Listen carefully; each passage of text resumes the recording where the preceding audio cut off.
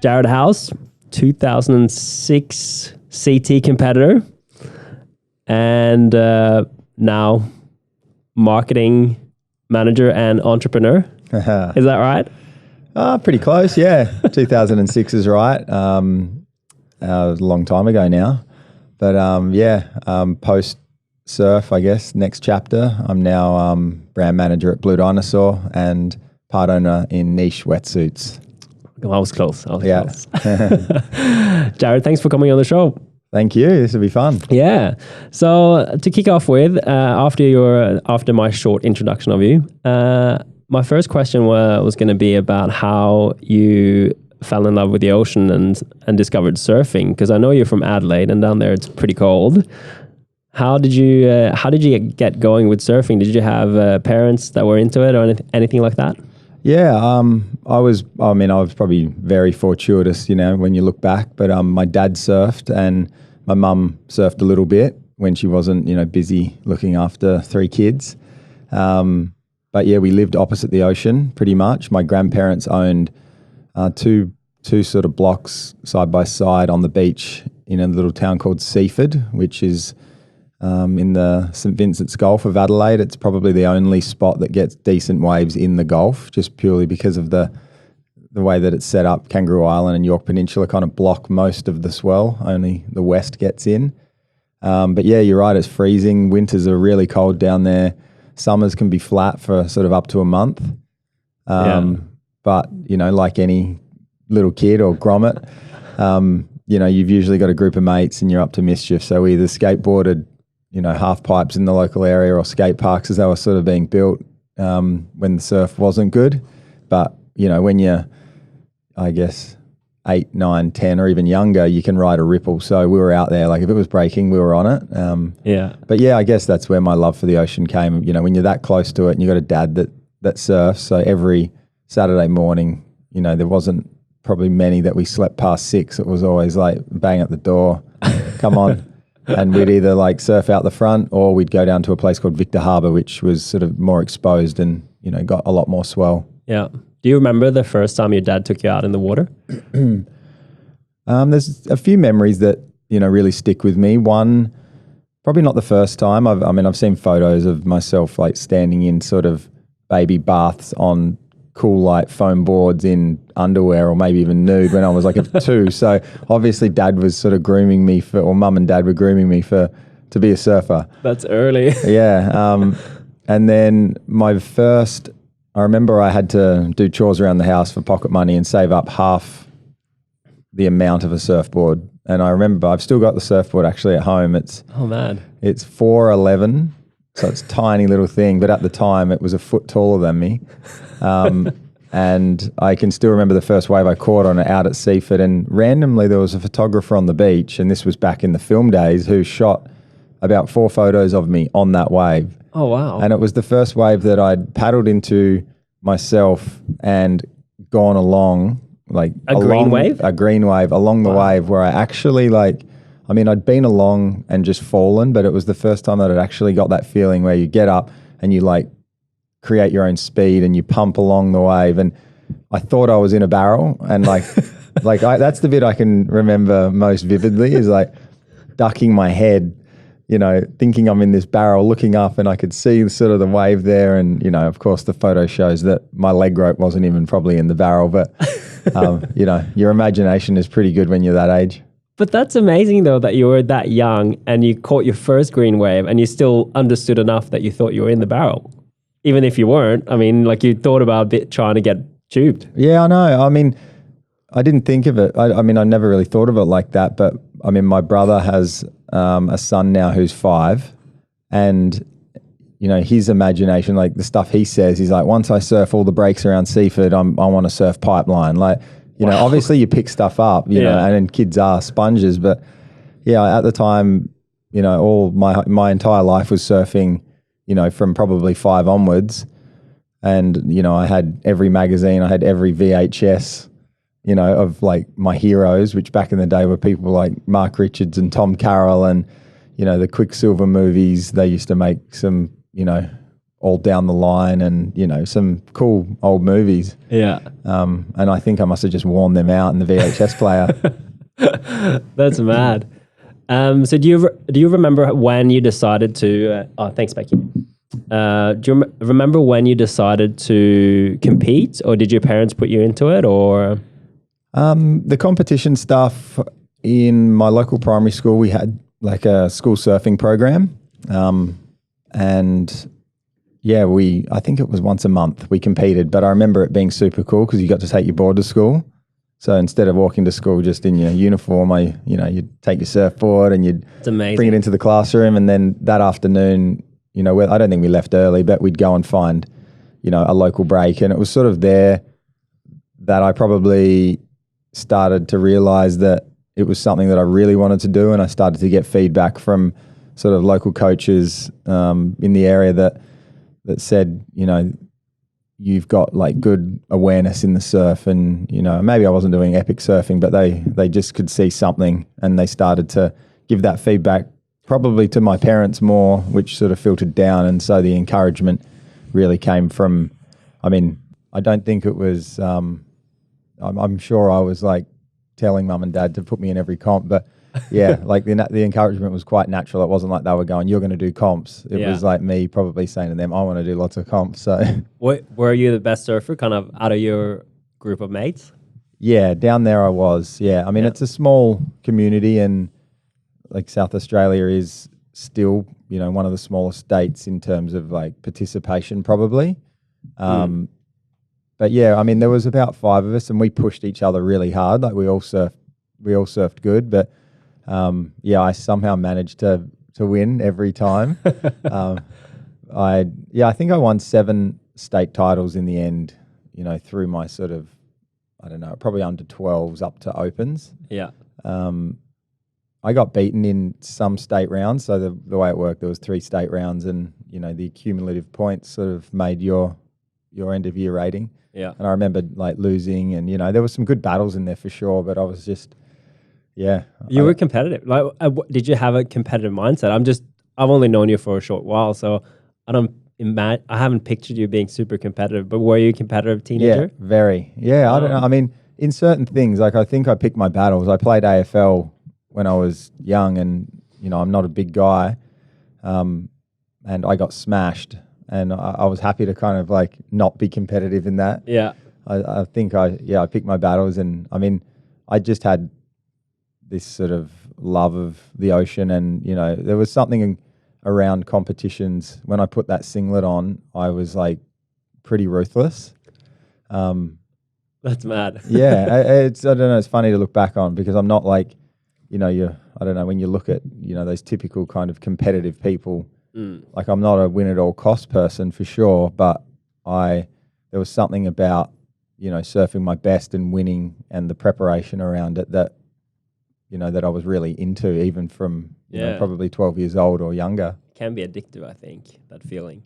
Yeah. So as a teenager then, back then when you competed, were you already starting to think about the world tour, and did you train outside of just surfing as well, or was surfing just your training, or did you go to the gym or anything like that? I mean, surfing is one of those sports that's probably a long way behind most sports in terms of sort of the out of surf or out of sport sort of training.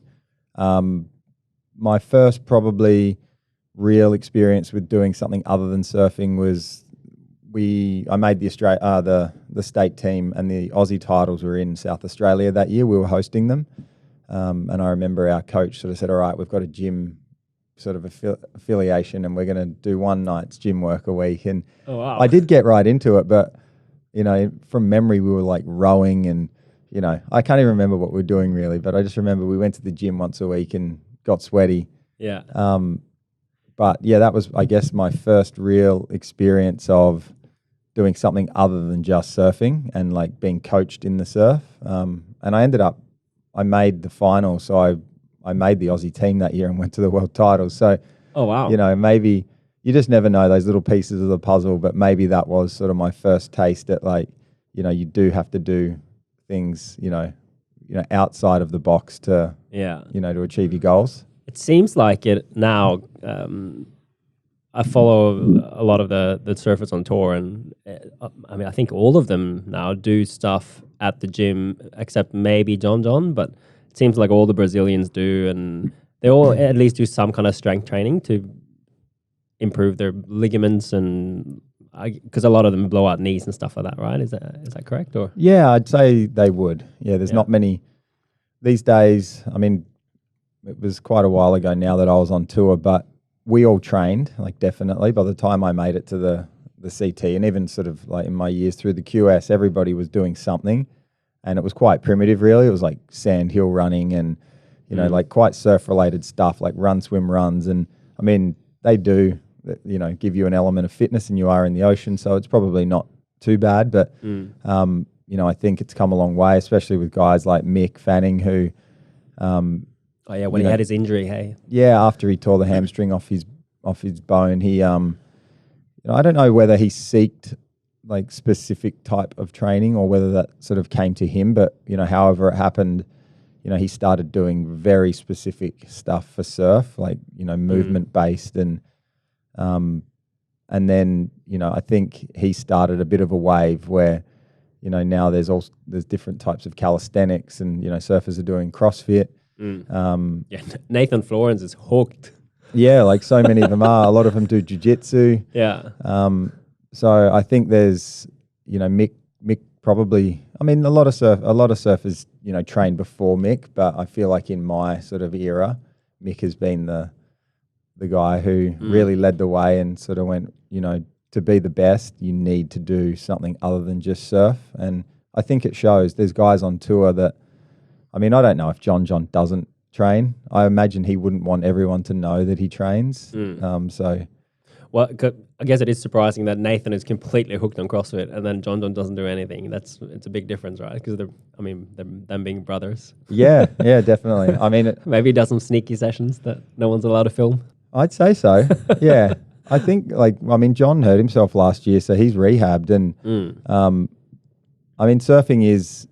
It's one of those sort of spiritual type sports. It's a lifestyle sport. A lot of commentators sort of don't like calling it a sport even because it is sort of you in the ocean, and it's such a random thing. You know, it's never the same. And yeah, I think John's one of those cases that's just he's so connected in every way. Like he's, you know, an amazing waterman, and he's only young. He's you know, he's a great sailor.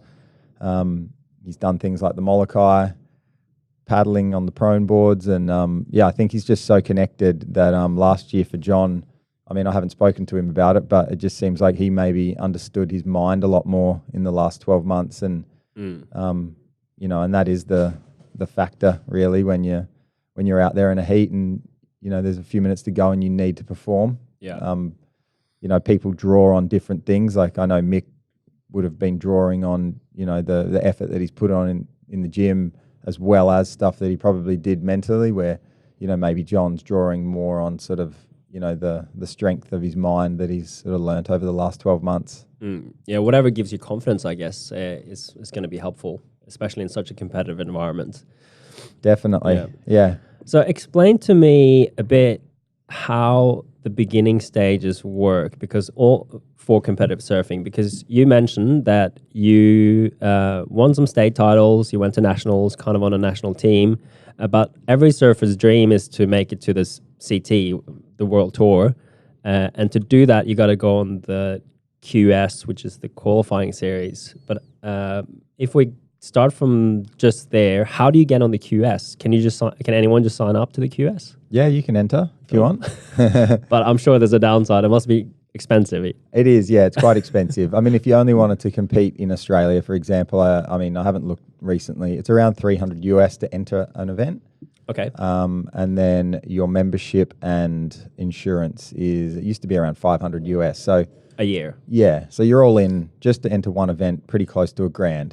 Yeah. So you kind of... And that's not considering traveling or flights or that's accommodation nothing. Or food. Yeah. So, I mean, I guess the way that the whole, you know, the system's set up with, you know, your junior career and all the rest, you kind of have an idea by the time you get to sort of 17, 18, whether you're really going to have a crack. I had enough results, I guess, towards the end of my junior career, and I had backing from O'Neill to give the WQS a go.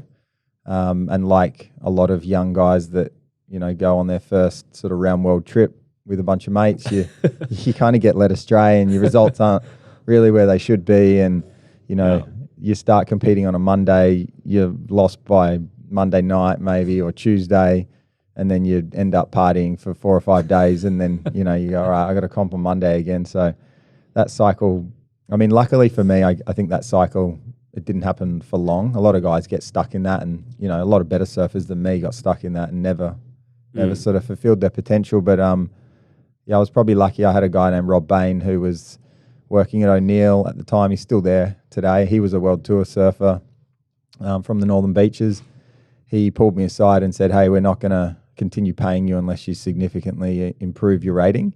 Oh wow! How old were you when he had that chat with you? I was probably 24. Okay. I started quite late though. I didn't do my first QS until maybe 22. Yeah. So he had that chat with me, and I wasn't on amazing money or anything, but it was the only money that was really getting me around the world, and I was coming home and working whenever I wasn't on tour. So I needed that money. Anyway, so the following year probably like immediately after, I sort of got back in contact with a guy named Michael Martin, a sports psych that I'd met at a Quicksilver camp years and years before, and had some immediate sort of light bulb moments with doing some of the work and training that he'd given to the whole Quicksilver team. I changed my mindset, and I started like taking it really seriously. A big thing I probably did was I stopped traveling with 5 mates and found one that was sort of like-minded, a guy named Luke Stedman, Northern Beaches guy from Mona Vale, who at the time was like getting pretty close to qualifying. He was sort of in the top 50, and we both, lived near each other and, hung in a similar circle. So we sort of teamed up and we both started working with Michael Martin, and I think I went from about 120th to 30th the following year. Oh, wow. Give me a rough estimate on how many, I think you can kind of pick and choose which events you do, but roughly how many people are trying to qualify through the QS, and how many events are there per year? There's tons of events. They range from 1 star all the way up. When I was doing it, there was an event, there was 10,000s. So essentially there was, I think they went 1, 2, 3, 4, 6, 10. Okay. It's quite confusing really. But the 10,000s obviously, had the big points, and there wasn't many of them because they were, big points, big prize money, more expensive to run. So, but also more people trying to get into those, and then towards the end of my QS career, they capped them as well. So only 96 surfers could enter. So you had to be in the top 100 to even get into those ones. So I can't sign up to that one. No, you're out, unfortunately. The tour will be safe next year. So how many events would you do roughly in a year? When I was competing on the QS, around 16 to 20. Wow. So more than one a month. And they're all around the world, right?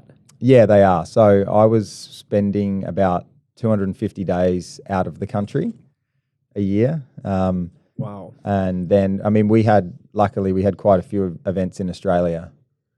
So generally the way that the tour went was the beginning of the year we started in Oz, quickly shot over to Brazil for a couple of events, and then back to Australia, then South Africa, America, Europe. Brazil, and then Hawaii. Always ended in Hawaii, which was good. Yeah. And it sounds like, from what I understand, most of these places you get very average waves, except maybe in Hawaii. Is that right?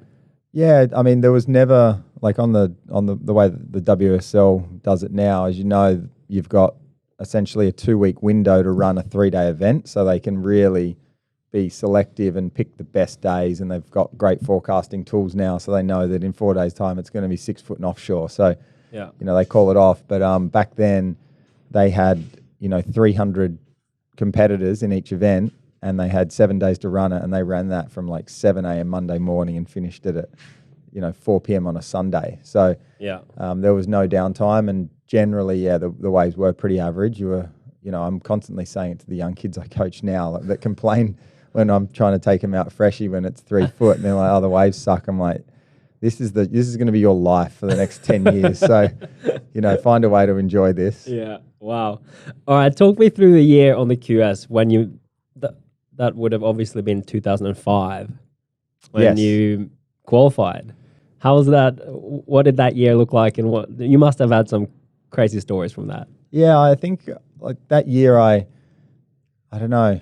I guess this could be the weird little, competitive thing that, clicks in your mind. But I think that year I was sort of sure I was going to qualify. Like I'd got so close the year before. I finished maybe 3 spots out the year before. And, I just had a lot of confidence. And, Luke, my travel buddy, was like, he made it.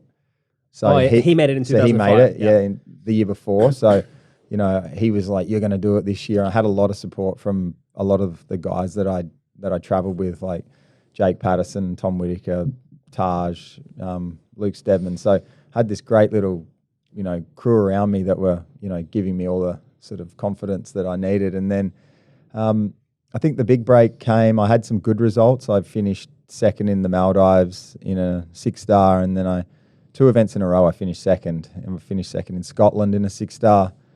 And then I went through Europe, and that was where the first 10,000 was. And I lost in one of those heartbreaking heats where I had 2 really good scores, and I would have won any other heat, and a guy beat me on the hooter, knocked me out. So I remember flying all the way home to Australia, and there was another event back in Spain 3 weeks later, and I was sort of umming and ahhing on whether to go because it was a long way to go for a 4-star.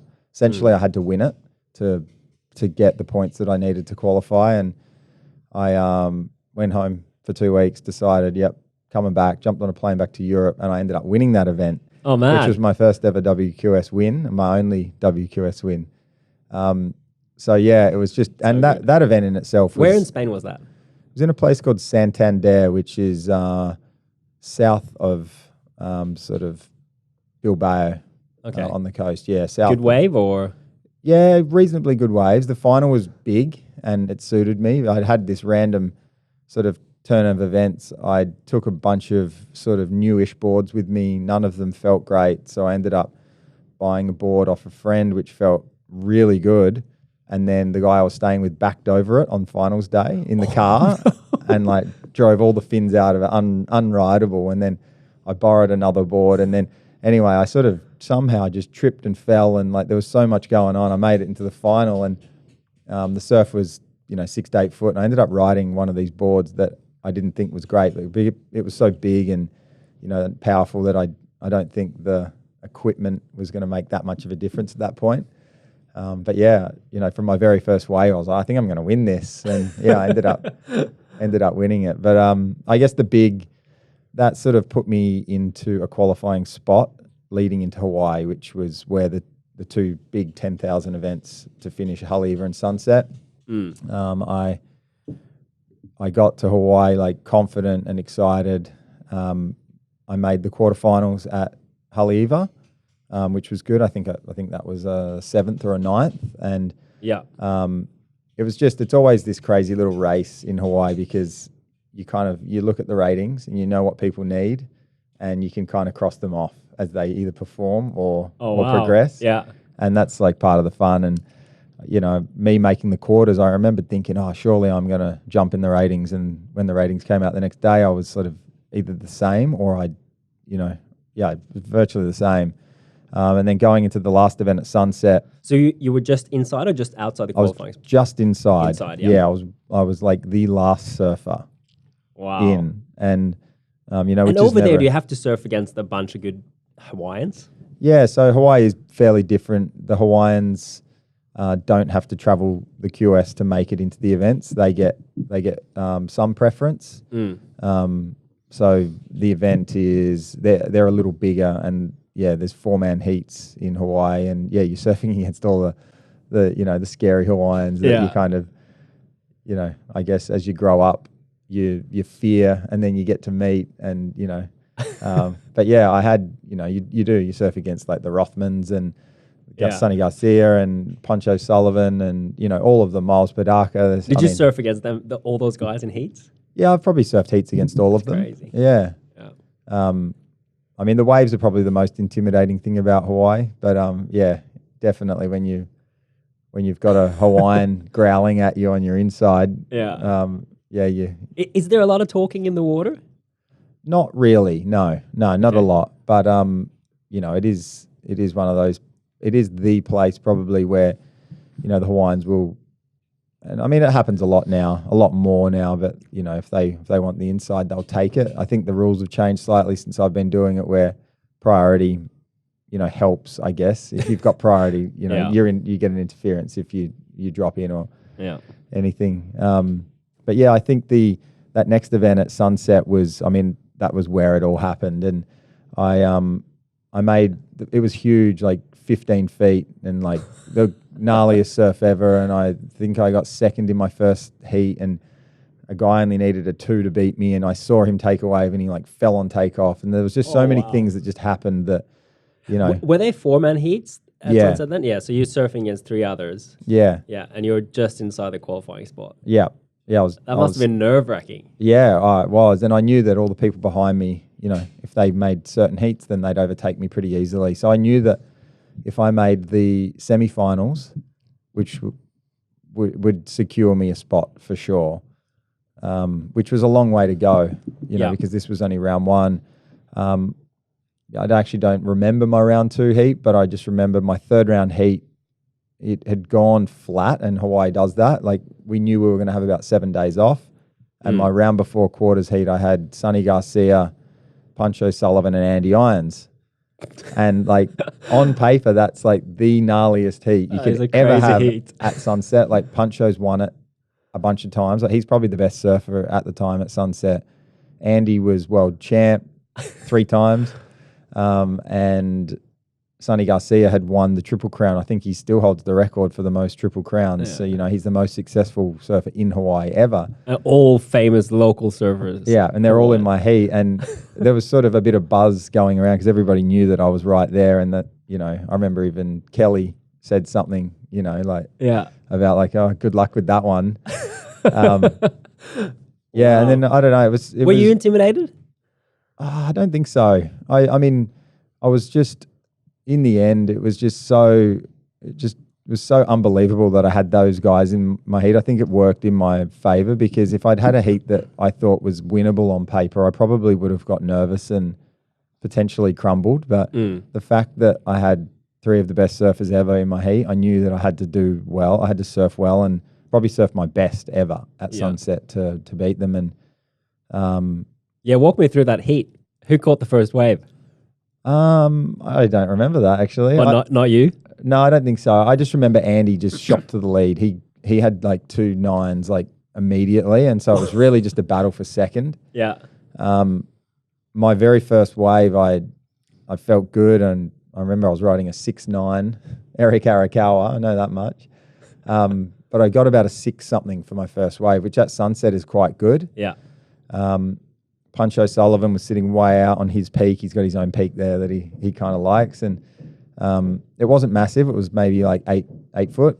Yeah. And I think I ended up having like 2 6s, and it came down to about 30 seconds to go. Sonny Garcia needed maybe a 5 to beat me. Yeah. And we were both sort of like, almost bumping boards, and he was sort of like, looking at me like, do not even think about paddling up my inside. But I knew that, this was the moment. Anyway, I couldn't hold him off a wave, and he went it, and I was like, well, it's, out of my hands now. And, you can hear the commentary, and I just remember him doing his first turn and seeing spray, and me just thinking, oh no. And then hearing the commentators sort of say like he'd fallen, and then all the guys in the channel were like, because I had a bunch of like, a caddy and other friends in the channel, and they all started claiming it because they realized that I'd done it. And yeah, it was just such an insane feeling, I guess, like looking back, sort of looking over at all my mates that I'd traveled the world with. Yeah. And knowing that I'd qualified. It was just a surreal feeling. Like, and it is a weird one. You don't It's not like the WSL send you a letter going, hey, welcome to the WSL, or welcome to the tour next year. You don't get any of that. Yeah, like, it's just, you just know you've made it and you just show up to the Gold Coast next year. Oh, really? Yeah. And there's a jersey with your name on it. Yeah. That's sick. Yeah. So you came second in that heat. So Andy won that heat. And then so you came through to the semi-final? Or? Yeah, so I went through to the semi-final and it was funny. I ended up in a semi-final with Luke Steadman, who I travelled with. Yeah. Jake Pedersen, who was another guy that I travelled with, and Pat O'Connell. Yeah. And those three, pretty much just said to me, like, catch whatever waves you want. Oh, that's sick. This is your day. So they were like letting me, take all the bombs. And I even remember I was in third in the heat. Luke was in fourth. The wave of the final came and Jake said to me, he was in second. He goes, I'm going to give this one to you. See if you can get into the final. Yeah. And I ended up falling off. I think I was just so excited that I qualified that I didn't care really if I was going to make the final at that point. But insane day. A bit of a party in Hawaii that night?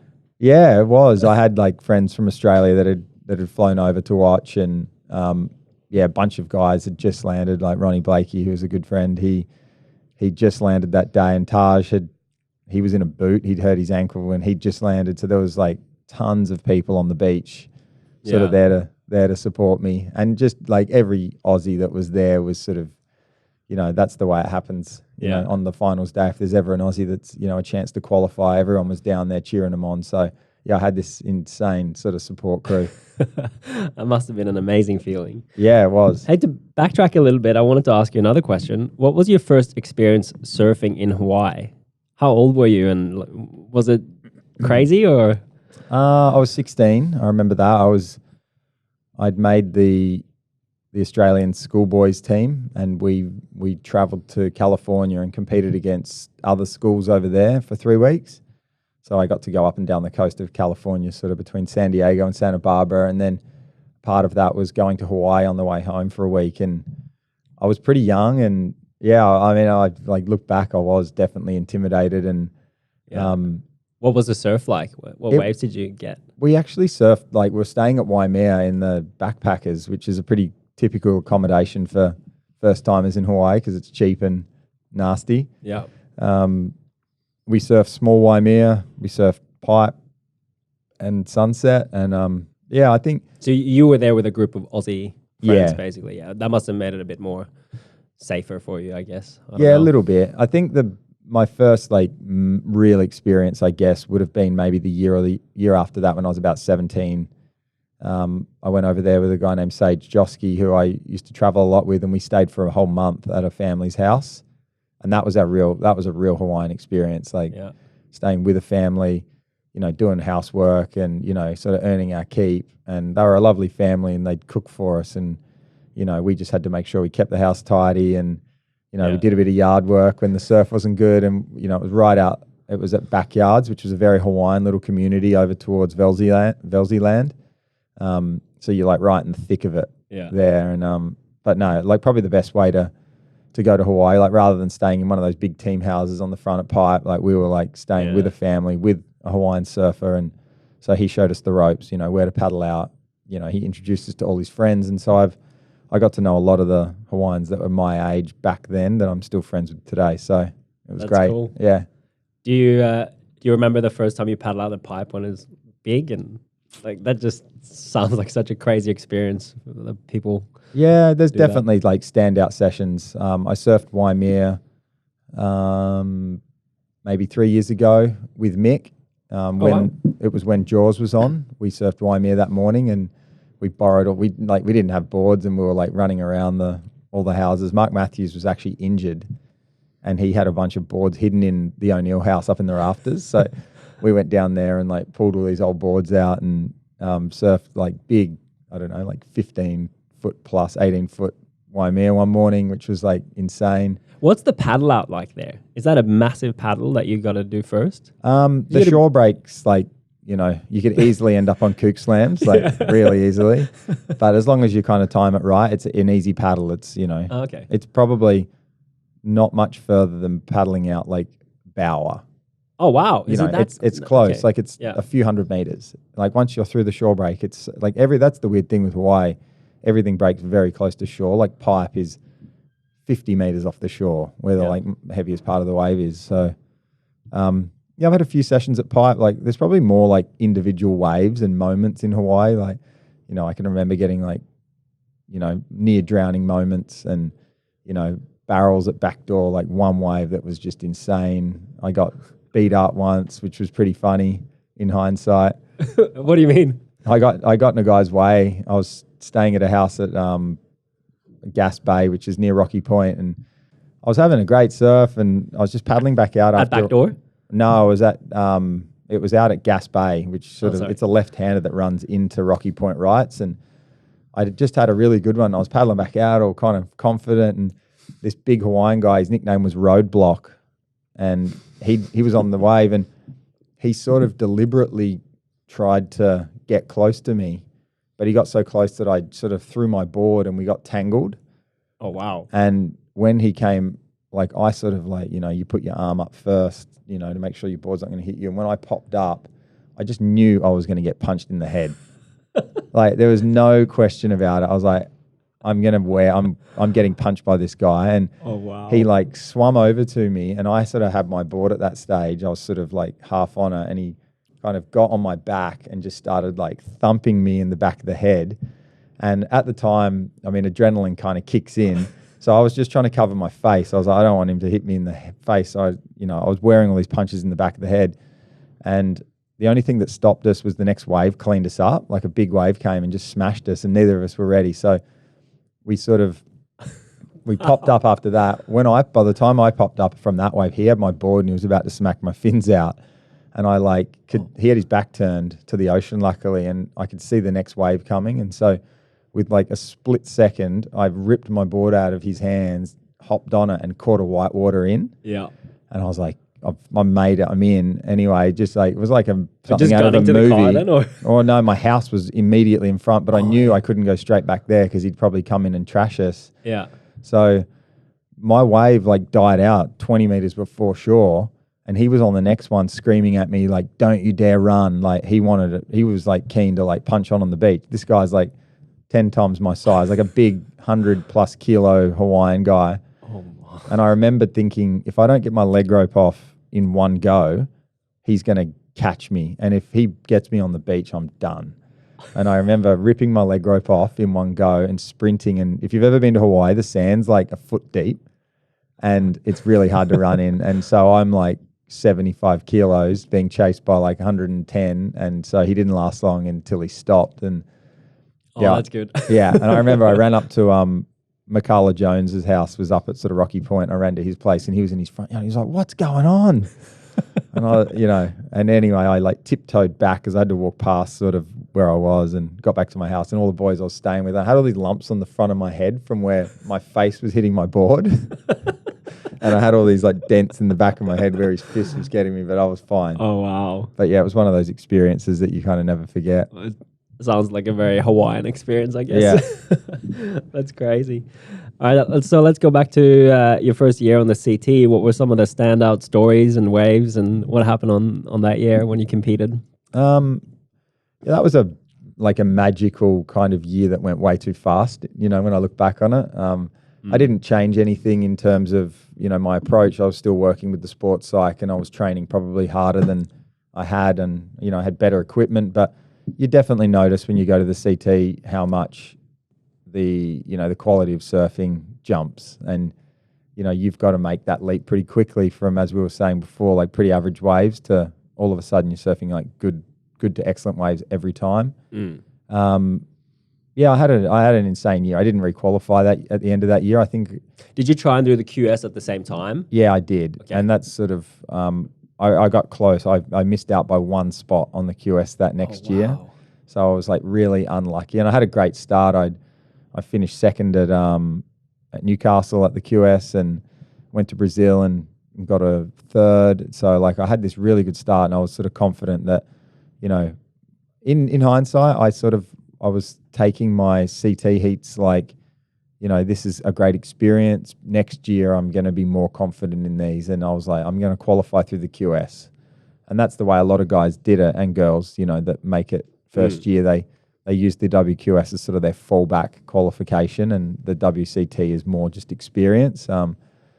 In hindsight, I probably should have been putting more effort into my CT heats. Yeah. But yeah, I mean, it was still an epic kind of journey. I won some heats against guys that were awesome. Like I beat D'Souza at Bells, and I had a great heat against Bobby Martinez. That was probably one of my favorite heats of the year at Chopu.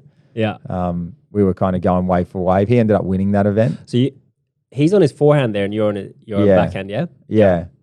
But we were just both we were both scoring sort of 8+ rides, and it's nice when you go out into a heat and you put those types of waves together. Even when you lose, it's sort of not as painful. Yeah. Had you surfed Chopu before you were on the CT? Yeah, I'd been there once. Yeah. Yeah. Yeah, wow. It's an insane wave. It's like one of those places that, as a surfer, it's like you've got to go there and see it once. It's like a bucket list sort of location. It's just like beautiful, the way that the wave breaks. I mean, as scary as it is, it's just so perfect. But then looking back in at those mountains, it's like there's something, so sort of, I don't know, spiritual about, that whole place. And, you just feel so connected to the water when you're there.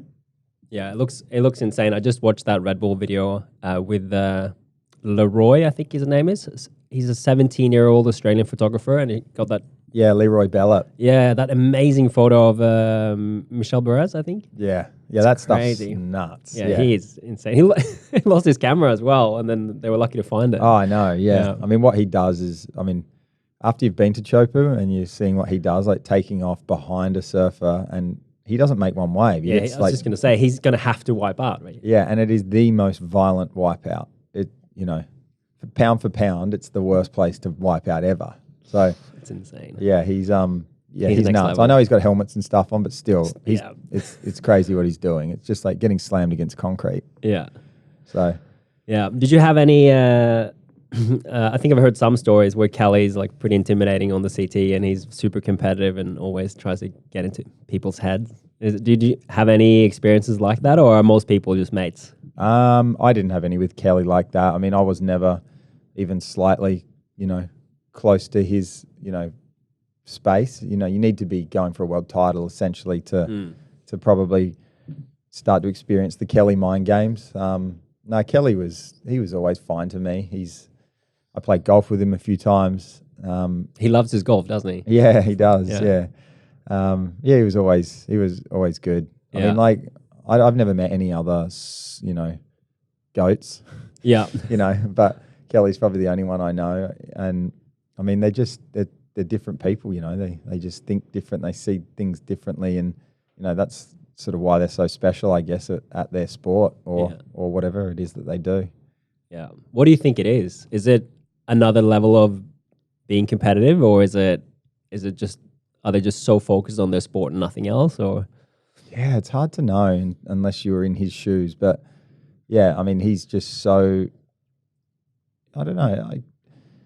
You don't want to label it as a disorder, because it's definitely not a disorder, but he's just hyper focused, and he'll let nothing get in the way of his surfing. You know, and I mean, that's what creates those sort of mega champions, I guess. Yeah, well, 11 times or however many it is. Yeah, and I mean, he's been competitive forever, and he's still, I mean, he's on tour this year, and it's his last. Yeah, he beat Julian. I know. Who's hopefully was going to be in the world title race. Yeah, I know. He ruined everyone's fantasy team there, didn't he? No, I mean, Kelly, I think this year, I mean, I'd love to see Kelly do some really good surfing this year. He hasn't done any yet, but, the Gold Coast and Bells weren't probably the greatest waves. Somewhere like Karamas next, he could go well if it's big and barreling, but yeah, I think places like Chopu are where we want to see Kelly kind of make the final. I think it'd be awesome. Maybe, And Hawaii, pipe. It'd be great to see him. It'd be awesome to see him win an event in his final year. Yeah. I don't think he'll be going for the world title though. No, probably not. Who's your front runner for the world title this year? Geez, that's a difficult question. It seems like John's like reinvigorated. He's obviously won the last event, so it seems like an obvious one to sort of throw him in. But before the year began, I I felt like it might have been Italo's year or Felipe. But I don't know. It's just so hard. I feel like right now more than ever, there's not one or two guys that are capable. Like six Brazilians. I feel like Gabby, Italo, Felipe, Julian, John and Jordy are probably the six that I feel like all could do it. They just need a run of results. And it'd be nice to see Jordy get one. It would. Yeah. Yeah, it'd be great to see. I mean, he's had a great start. I think he's had a fifth and a third maybe. Yeah. Yeah, I think so. So he's had an awesome start, which is probably one of the better starts he's ever had. It seems like his head's in the right place. But yeah, I mean, Julian's not out of it by any means, even though his first two results have been really poor. I think Gabriel started similar last year, went on to win. So I hope Jules is, I hope we see some, a win or, at least a finals appearance or something from him in the next event. That'd be good. Yeah, we got to get an Australian up there. Yeah, definitely. So tell me about your transition from competing on the CT and then missing out again, and then you turn into a coach for some of the best surfers on the tour. That was, I guess the first opportunity came with O'Neill, who was my long-term sponsor. They'd sort of been grooming me a little bit for work after surfing. They said, they saw something in me that sort of made them think that I might be good to bring into the office and, start grooming me for sort of a junior marketing role, team manager type thing. And that's sort of what happened in 2009. They said to me, like, if you don't qualify this year, we'd like you to come into the office. So I sort of, I agreed at the time and ended up doing it. And I'm glad I did because, I see so many of my friends that sort of finish their careers now with nothing. And it's a pretty scary time for any sports person, I imagine. You've loved and done one thing for a decade and essentially you're skillless. You've got your high school or, maybe you've been reading books or studying, but there's not a lot of, downtime for that. Anyway, so I was like very fortuitous in that O'Neill had sort of, picked me to come into the office and, start learning what that life was like, which was... So they wanted you to work more as a in-office type of role, but then that transitioned into coaching? Is that what you're saying? Yeah, I mean, they wanted me to be in the office and then they were running a series called the Coldwater Series, so I'd go and commentate all of those events and then I was blogging. I was maybe the first blogger ever. No, but in 2009, I was actually taking photos and writing a blog for O'Neill, which was, I think blog was one of those things that was like quite small back then. Yeah. And, I really enjoyed it. I enjoyed taking photos and I enjoyed writing. And I mean, I've always sort of, I guess the coaching thing came a little bit secondary. Anyone that knows me knows that I was never sort of your typical guy that you go, he's going to make the CT one day.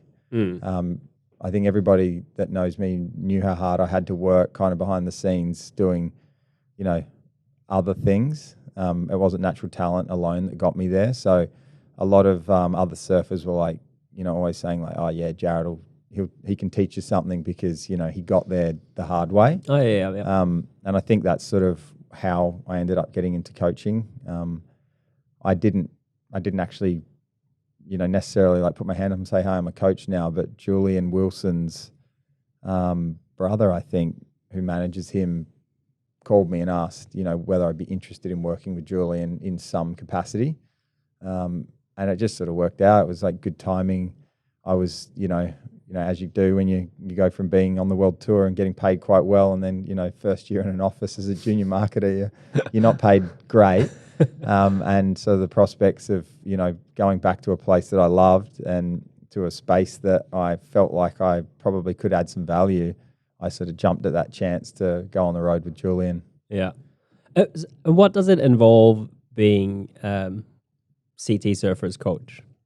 It depends, and it varies probably. Well, it definitely varies with each individual, and that probably it also comes down to what style of coaching they do. There's so many different styles. Like there's competitive, sort of technical stuff, and then you've got sort of heat strategy, and most coaches will try and do a little bit of everything. My time with Julian he was probably in a bit of a transitional place in his career as well. He'd had coaches, but they'd always been sort of connected to brands like Red Bull, where the coach would be sort of at an event and be coaching all of the Red Bull team. And it was the first time that he wanted someone just for himself, so he could start to get like that, I guess, individual advice. Yeah. So it was a bit of probably a learning curve for both of us. He didn't quite know what he wanted, and me coming in, I was probably tiptoeing around a little bit, not knowing quite what I needed to do to get him to get where he wanted, which was that world title. And it was great. It was the beginning of sort of 3 or 4 years of coaching. Yeah. And I learnt so much in that sort of 12 months with him. So do you tell him what to do for training at all, or do you watch the heats and the conditions and watch the other surfers that he's surfing against, or what is it like? I think if I had to sort of explain my style of coaching, I got to where I did mostly because of the muscle between my ears. So I sort of always liked to try and lead the surfer to the answer themselves instead of telling them, hey, you need to do this if you want to, win that and do that. So, the stuff that I did with Julian and then with Jordy Smith, especially, was probably more discovery for them, where I was trying to get them to decide, hey, I need to do more exercise, or I need to, work on my flexibility, or I need to, spend more time, surfing the comp break, instead of trying to get clips around the corner, which Jordy was always guilty of. But yeah, every individual's different, and there's no sort of out of the box, you can't do a coaching course online and then just go and coach someone, because I think... Well, especially not for surfing. No. I'd guess. Yeah. And there's a lot of empathy probably in, trying to at least understand what you think they need and what they're thinking. And then it's also understanding, what motivates someone, because, as a person being coached, I loved it when a coach said to me, you were quite like direct. Yeah. I really liked it if a coach was direct with me and just said, you were kooking it out there, you need to do this, this and this. And I'd go out and do it, where if I said that to Julian, he probably would have fired me on the spot. So you just have to, a lot of it is learning about the person. I think like with each person, I learned a lot about myself as a coach, and, I always sort of look back and go, if I had my time again there, I would have done things like very differently, which, but, in hindsight, I'm glad I made those mistakes, because it sort of taught me different things to take to the next person. Yeah. And you traveling with so you had Julian, Jordy, and Mick, and did you travel to every CT event with them? Yes. Yeah. Yeah. So, after I think I was with Jules for 1 year. Towards the end of that year, it kind of hadn't really worked out. And then Jordy's dad contacted me, and I started working with Jordy. I had a good relationship with Jordy because we were both sponsored by O'Neill, so I'd worked with him. But it's a pretty crazy experience, because you're traveling with these people, living with them in houses, or hotels, and, spending every minute with them. It's pretty full on. And, like Jordy he was unreal. He was different to Julian. He was, he obviously lived in South Africa, so I spent a fair bit of time over in Cape Town that year. And, there was just I felt like some really minor things with Jordy that I could, help him sort of identify and fix, which we did. And he started, I think he got 3rd or 4th in the world the first year that I worked with him. Wow. Which was good. There were certain places that he hadn't spent enough time, like Fiji and Chopu. And so like a big part of the following year working with him was to get him back to those places earlier. So we'd spend like maybe a week at the events to get him confident. And it did show. And I think like now, like those, especially Fiji, even though it's not an event, he sort of became really comfortable and started making the finals. And, I think Jordy does have the ability to win Chopu. Yeah. He's got a lot of competition, obviously, but he does have the skills to do it. It's just like confidence-wise, like whether or not now he can find that sort of inner drive and fire to get it. But yeah, like Jordy, I worked with him for 2 years, which was again like an awesome experience. And then I'd sort of like wrapped up the coaching thing in my head anyway. I was like, I sort of just started dating a new girl, Eloise, who I'm still with today, and I remember thinking, like, I've done so many years now living out of a bag on tour, and it's just really hard to do anything. Like, I've missed my family and, all the rest. And so I sort of went, right, coaching hat has officially hung on the rack. I'm just going to, maybe coach sort of the kids and, people in the area around northern beaches of Sydney where I live. And then I had a phone call from Mick's coach saying that he was going to retire and would I be interested in doing a few events with him. And yeah, I know, like, tough to say no to that call. Yeah, I guess. And so like that one was sort of that wild card that I could never say no to. And probably had he won a world tour by this stage? Mick, yeah, he'd won 3 at that stage. Oh, so he'd won all 3. Yeah, he'd won all 3. So, yeah, and yeah, that was just like one of those ones where it was a little bit too good to be true, like to get that opportunity. And I think when I look back on it, Mick was probably the guy that I wished Jordy and Julian were more like, but obviously, everyone, in what regards? Just like the professionalism and dedication, mostly.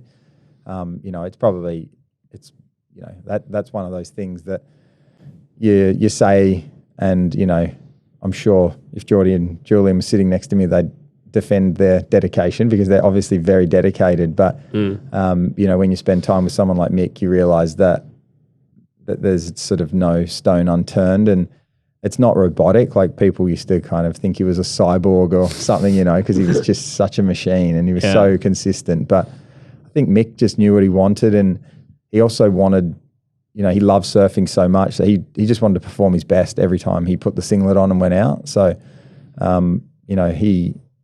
he just had everything on point. He had like all his nutrition on point. Like he traveled with all the supplements that he would take, like whether it was like green powder and, protein, coffee and a AeroPress. He had it, just everything. He left nothing to chance. Like, and then was he very much like a routine type of person for the competitions? Is it always the same? Is that what you mean, or? Yeah, pretty much. Yeah. He had a good routine, just one that he'd sort of worked on over the years, and that worked for him. So yeah, he's always like generally first in the water. In the morning. In the mornings, free surf. Yeah, and he he wouldn't drink alcohol during events, which I think's one of those really important things. Like he still had fun when the event was over, but it was business when the comp was on. So he just had this routine where he surfed and trained and stretched and did the stuff for his mind and worked on his body to make sure that he'd sort of peak at the right time. And it's sort of, it shows he won 3 world titles, and every other year that he didn't win, he was getting second or third, or he was in there. So it is I guess those small things makes a big difference, right? Because when you watch heats, sometimes the difference between getting through to the next heat or to the semi or to the final, they're tiny in the water. That's like half a point or whatever. Yeah, it is. It's generally like those big heats, so there's a fraction of a point in it, and it is subjective. There's 5 judges up there scoring you, and when you look at the waves back, you're like, how did the judges give him a 7 for that? It should have been more. Or but yeah, I think when you're that dedicated and you've got that much energy, we're all human, so when you see Mick surf a wave at 100%, it's hard not to kind of get caught up in it and give him the nod. So of course he was doing the best surfing on tour for a lot of years, but there was just that one guy that it was difficult to beat him. So what? Talking about judging, what is it like among the surfers and the judging criterias and the points? Because it does seem like the points can be a bit unfair sometimes, put it lightly. we're all experts. No, it's it's not an envious role to have, and I've been on I've been on both sides, I guess. Have you been on the judge? I know, not as a judge, but I mean, I've been on like a good call and a bad call, many a time. And most memorable was if I'd made a heat, I would have won 50 grand, and I needed a 3.9 and I got a 3.89, so 0.001. Oh, are you kidding? And like, they're those moments that I look back on. I'm like, how didn't they just give me a 4 for that? Yeah. But, of course it is. And it's probably just one judge ruining that score, right? Because it's five judges. Scores. The highest and lowest are taken out and the middle 3 are averaged. Wow. Yeah. I mean, I think first thing first, it's difficult to judge on a webcast.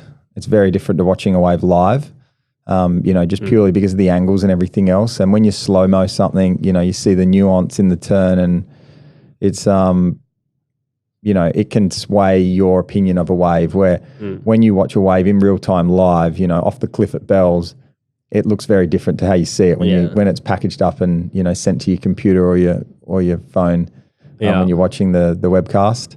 But, saying that as well, I think that there's a lot of improvement in the judging. I mean, how would you improve it? What would be one thing they could do?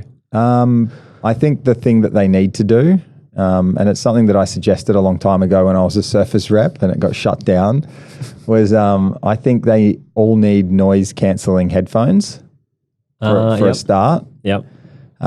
Whether or not they listen to music or not, I'm not sure if that would affect sort of their concentration. I don't know. But the problem is that, again, they're all human, and the commentators are sitting in the booth next to them, and the speakers are, blaring out to sea, telling the surfers what they need. So when the judges are putting a score in, they know what the surfer needs to progress. Yeah. Yep. So they're not quite neutral anymore. Well, yeah, and I mean, it's always been that way. And I mean, if the head judge was here right now, he'd be arguing, until he was blue in the face, telling me that I'm wrong and that, they put the score in without knowing. But I've always felt like so many heats have come down to one wave at the end, where it's not what score did he get, it's did he get through the heat or did he not get through the heat? Yeah. And so I feel like if, for the judges' sake, if they were wearing noise cancelling headphones and they couldn't hear a thing, that they would just more freely put the score down that they feel like was correct. And then, I mean, the head judge then still has the capacity to potentially speak to them like we are now, and say, hey guys, there's a 3-point split between the 5 of you. I want you to review that wave. So there is still the opportunity for the head judge to intervene if there is too much difference in the scoring. But yeah, I think that would be one improvement that I would suggest if I had any power. Did you ever see any surfers run up from the beach and have a go at the judges? Yeah, lots. I remember a Brazilian guy threw rocks at them once in the Maldives. He picked up stones and started throwing them. And what happens to that guy? Does he get fined or? Yeah, he got fined and banned for quite a while. Yeah, there was always certain people that you knew if they lost a close call were going to do things. I remember there was moments where, Sonny Garcia, he was always an intimidating guy. I don't think he ever did anything, but I just remember him coming up the beach looking like he was going to shake the stand of all the judges. But there was definitely moments where people, I mean, Jeremy Flores famously did it at J-Bay where he burst into the booth, the judge's booth, and, face to face with the head judge, and he had a clenched fist and he got banned for the next event and fined. I mean, nothing happened. He didn't punch the guy. He was just furious. So, I mean, surely there's got to be security for the judges then. Yeah, they shouldn't, that shouldn't happen, and it probably won't anymore. But wow, back in the old days, those things happened. Alrighty, so I'm gonna start wrapping it up a little bit here. But tell me how you kind of let go of surfing a little bit and became more of a employee. I mean, after my year, with Mick, he was retiring, so I knew that I wasn't actually the entire year. I started at J-Bay and finished at Pipe with him, and it was a wild ride that year with him. But when he finished that year, I kind of had already started working with Blue Dinosaur. And just to backtrack very quickly, Blue Dinosaur had approached me maybe the year I coached Jordy. They were looking to get into surfing, and they'd heard through the grapevine, which is a friend of yours, at CrossFit Athletic Monavale, they asked around and if they had any surfers that worked there and did they know anyone who was connected. And a friend of mine, Jethro, put me in touch with Mike and Tina. We met for a coffee down in Manly, and they had these giant 80-gram paleo bars. And I said, look, I know that a bunch of the surfers, male and female, take things like this on tour because it is difficult to find sort of good, healthy snacks when you're in places like Brazil. So I said, let me make a few calls. So I rang Mick, and Jordy was with me, Sage Erickson, Ace, Taj, Kai, like all the ones that actually were quite healthy and fit and, followed a bit of a program. Yeah. And they were all keen. So I sent them all a box and they all loved them. So then I'd feel... What flavor did they get? Well, back then it was only the original and ginger nut. It was only 2. So I ended up filling like 20 kilos of bars in my bag at going to every event, and I'd take like a little layer of clothing. Yeah. And I'd fill all their lockers with bars. So that's sort of how it started for me. It was really just seeding product. And did the surfers already back then start to give you suggestions on flavors to make? Yeah, they did. So, all of them did. Yeah, like Jordy, because I was traveling with him, he was like, I want choc mint, brew. So he actually, it was like, he didn't come up with the 5 ingredients, but the reason that we have the cacao mint is because of Jordy randomly. Yeah. And then Mick always ate Brazil nuts, and we bumped into Mick at Bell's one year, and I was with Mike and Tina, and Mike said to him, what would you like in a bar? And he was sort of said Brazil nuts and cinnamon, and, he may not have even said any other ingredients, but anyway, the Brazilian... that is one of my favorites. That is so good. Yeah, so that's Mick Fanning's suggestion. He suggested a couple of the ingredients, and so he was, probably the catalyst behind that bar. But yeah, so the surfers were sort of they're suggesting ingredients and different flavor combos. But yeah, my time, I guess, with Blue Dinosaur started, seeding product, and we got a lot of goodwill from the surf community, and Instagram was sort of flourishing back then, and so they started posting about them. And Blue Dinosaur was very CrossFit heavy at the time, but all of a sudden, some of the world's best surfers on the female and the male side were talking about Blue Dinosaur. So it was just this interesting little transition in the business. I started managing the social media, and I remember feeling like quite guilty because I was sort of pulling it away from CrossFit and like starting to put Mick and different surfers on the page. And I didn't know many of the CrossFitters back then, but I think Mike, said a few of them were like, what are you guys doing? You're brushing us. And he was like, no, we're not. We're just, we've got a guy in the business now who just happens to travel the world with surfers. So, there is a bit of influence there. Yeah. But it was like a very fortuitous sort of meeting with Mike and Tina, that happened. And I'm still here today, 7 years later. So, it's been 7 years already. Yeah. Yeah. That's crazy. And then along that time, did you also start thinking about creating your own wetsuit? I think I didn't want to completely pull myself out of surfing. I still coach, and I still love, teaching people kind of the things that I learnt on tour and things that I've picked up from surfers that I've worked with. The wetsuit thing wasn't my idea. It was actually Simon and Mick, the guys that I'm involved with.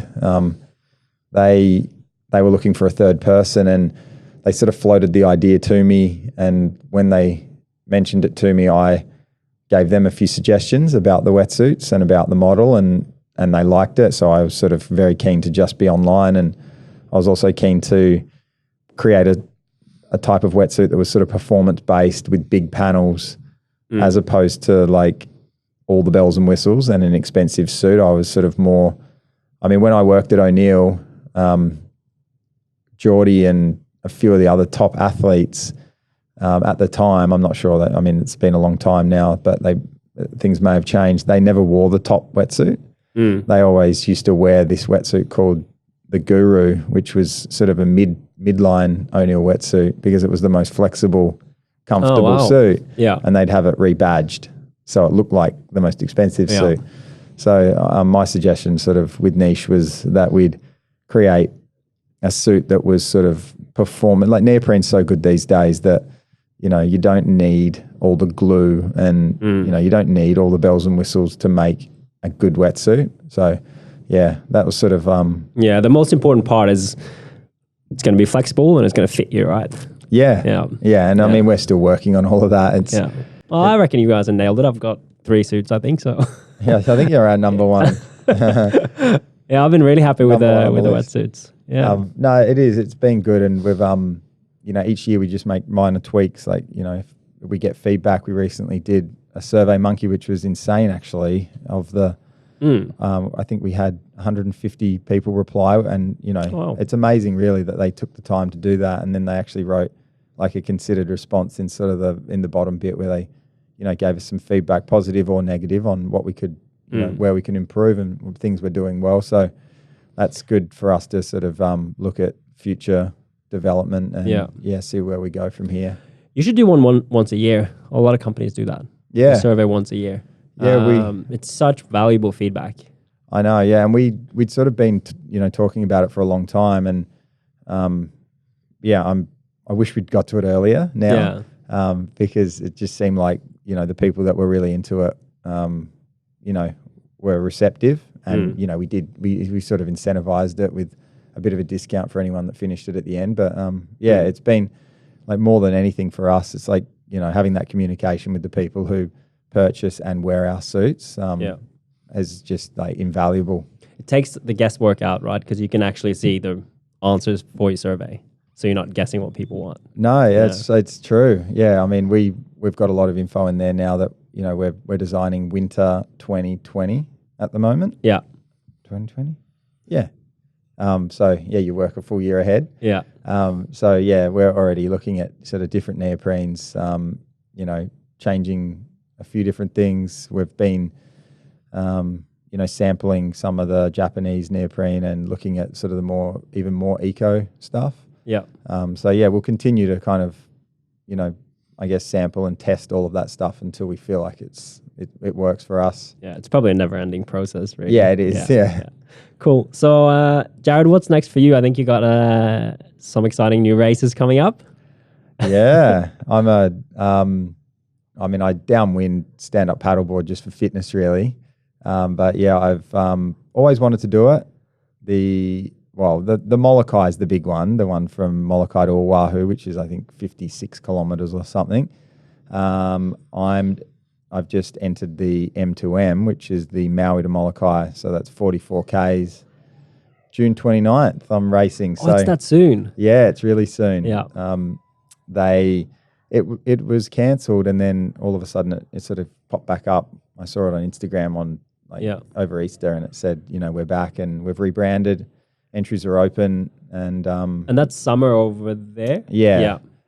So the summer trade winds blow hard, and I mean, apparently from all accounts for the guys and girls that I paddle with who have done that race before, it's just this pure downwind, wind at your back, sort of 20 knots, and you know, you ride. If you're good at it, you ride the chop. Yeah. You know, the white caps most of the way. So yeah, I'm right into training for that. So that's awesome. Yeah. And are you competitive with this, or are you just in it to complete it? Funny this, because like, again, I don't feel like, I mean, I don't have anything to prove, and I don't have any benchmark because I've never done it before. And